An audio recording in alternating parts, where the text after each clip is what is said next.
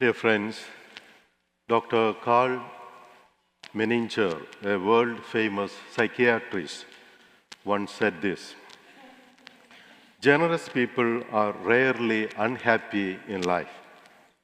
He made this statement after talking to a very wealthy businessman and very unhappy person or patient. According to Dr. Karl, people who cannot share anything with others have deep-seated problems. If our level of giving to the ministry of God and the service of others requires no sacrifice, then we have locked up Jesus, and he is not really being part of our every area of life. In today's parable, Jesus calls such people fools because they fail to find the real meaning and purpose of their life. Let me ask you this. How many of you remember or heard about Jerry Kramer, who played for Packers? Anyone? Okay. There are some people. Okay, good. All right. Jerry Kramer was a pro linesman for Packers in the 1960s. He won the fame not only for playing a very great game of football, but also for writing best-selling books. And they are Instant Replay and Distant Replay.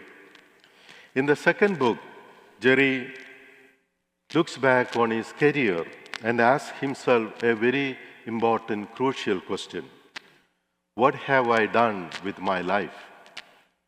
To answer this question, Jerry refers to another popular book titled Life After Life. That book deals with people who have been revived after being declared dead by the doctors. Jerry writes this: I remember putting the book down and asking myself the same question. Then I answered it by listing my possessions, my ranch in Idaho, my fancy cars, my boat. Suddenly I stopped and said to myself, isn't it wonderful? I'm sure many of you might agree with him. But then Jerry says that when he was playing with the Packers, he thought that he would live forever. By the time he turned 50, he began thinking more about his own death. Most young people today are like Jerry, who think that they live forever. Jerry's books fit in very well with today's readings. For example, the first reading asks, what profit comes to a man from all the toil and anxiety of heart? Vanity of vanities. And in the second reading, St. Paul says, think of what is above, not what is on earth. Again, in the Gospel, Jesus himself says this of a man who declared or decided to tear down his old barns and build new, larger ones. You fool, this night your life will be demanded of you.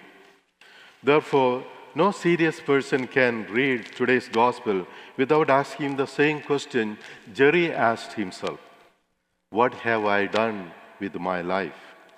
This is a question that no one can answer for us. We have to answer ourselves. In other words, Jesus is saying that our priority in life should be becoming a person that God wants us to be, and not on acquiring wealth and riches, though they might be needed to some extent for living a decent life. Certainly, we do miss the priority Jesus speaks about when we acquire wealth at the expense of becoming dishonest. We do violate this priority when we acquire power and reputation at the expense of other people. Unfortunately, rich man's material things could not guarantee his life.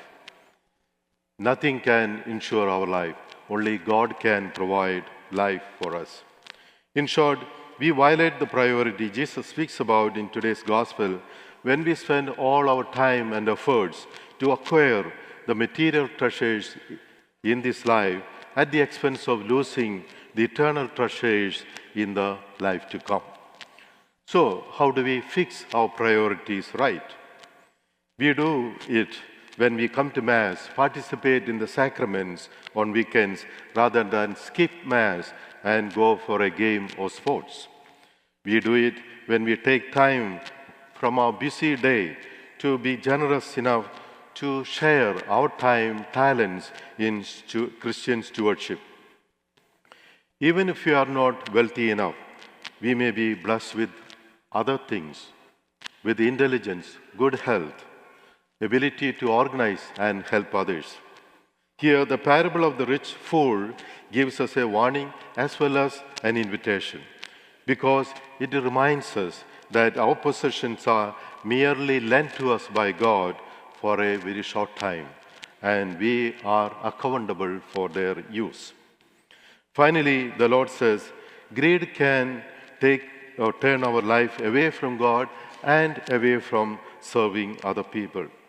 That's why the Lord said to his disciples, take care to guard against all forms of greed, for though one may be rich, one's life does not consist of possessions.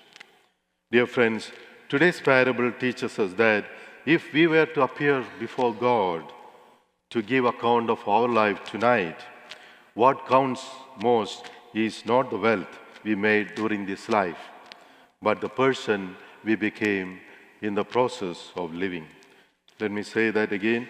What counts is not the wealth we made during this life, but the person we became in the process of living.